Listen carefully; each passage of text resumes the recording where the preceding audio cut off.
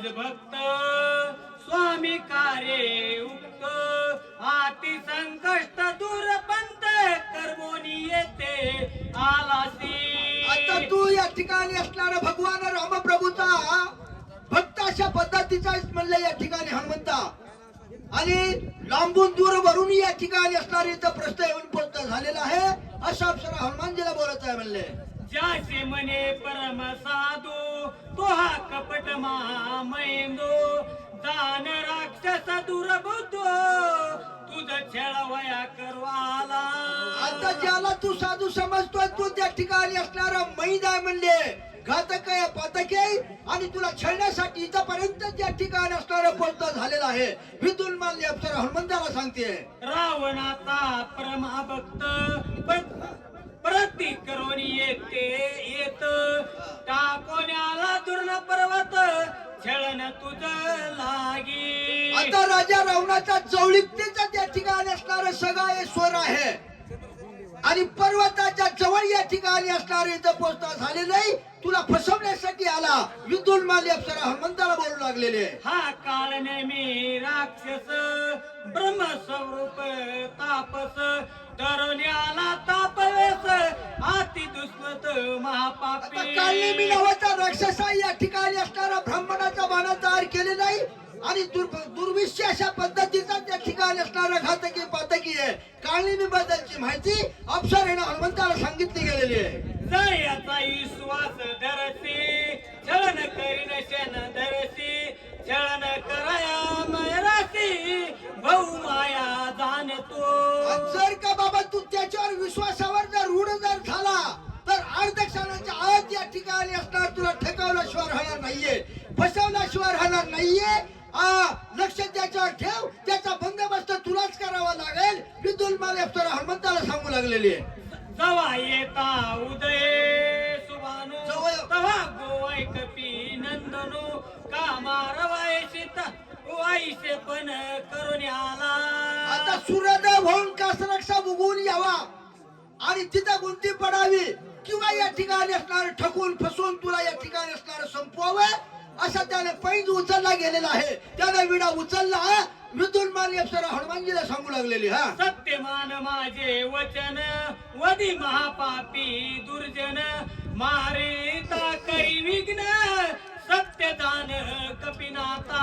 तुका म्हणे सत्य कर्म व्हावे साही आणि घातल या भय नरका जाणे.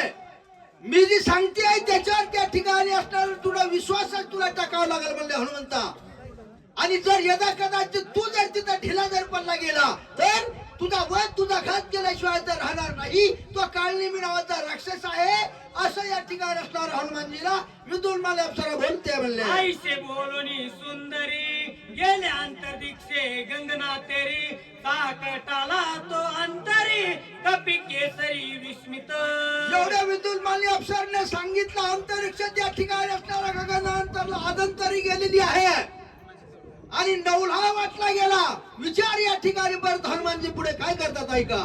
गेला असता स्वर्गी गंगना आश्चर्य वर्तते कपी नंदना विचार आदरले निजमाना दृष्टे लागोनिया.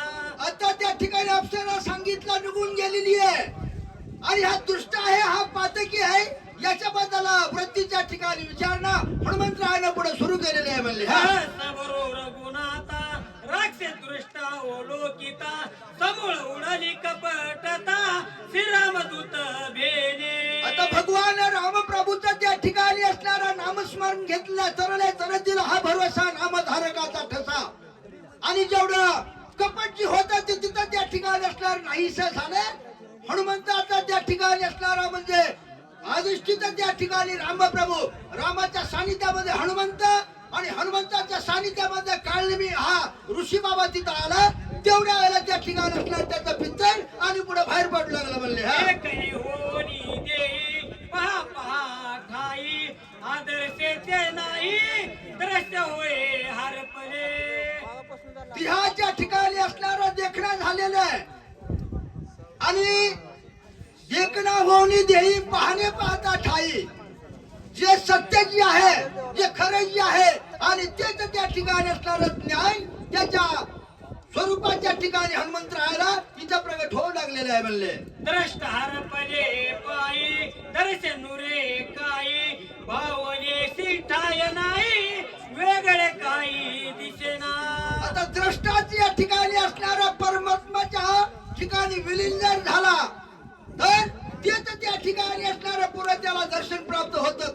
द्रष्टा दर्शन ही त्रिपुटी जी हनुमंत राहायची ती या ठिकाणी असणार नामस्मरणामुळे इथं संपलेली आहे, विराली गेलेली आहे. आणि खात्री पटली हा ऋषी नाही, हा तपस्वी नाही, काळनी मी सत्य आहे याची खुणगाट दृढ हनुमंताराने पुढे बांधली गेलेली आहे म्हणले. हा द्रष्टे होनी परी भीतीन तरी भाषे द्रष्टेचे भान झाली त्रिपुटाची गोडवन कपटाची हे कैचे. आता द्रष्टा दर्शन ही जी त्रिपुटी जी आहे ती त्या ठिकाणी असणार विरळली गेलेली आहे आणि त्याच्यामुळं वेगळं दिसायचं काही सुद्धा कारण नाही. सत्य साचार त्या ठिकाणी असणार ओळखलं की तपस्वी नाही, ऋषी नाही, काळनेमी नावाचा राक्षस आहे असं लक्ष या हनुमंतानं त्या ठिकाणी लक्षणा ओळखली म्हणले. एक श्रीरामा नामासाठी उडाली कपटाची कोटी व श्रीराम कपट निष्ठी. चला पुढील वाचे कपट गोष्टी केली मान्य महाराज ते. राहणार दारूर आणि सुचेत शगन महाराज राहणार ओपडी. बघा तेच हल्लं पाहिजे बघा. तिथं 5 वेळात खाली उतरायची येळ येईल बघा तुमच्यावर. एक वेळेस जर नामस्मरण आता झटका घेतलं झाला तर पाहिजे. त्या ठिकाणी असणारा कोट्यावधी पातकाचा या ठिकाणी असणारा क्षालन होत आहे. आणि भगवान रामप्रभूचा त्या ठिकाणी असणारा अखंड अशा पद्धतीचं नामचिंतन हनुमंतराव घेत असतात आणि त्याच्यामुळं कपट्या जरी असली किंवा पातका जरी असली तरी तिथं नामामुळे शिल्लक राहू शकत नाही.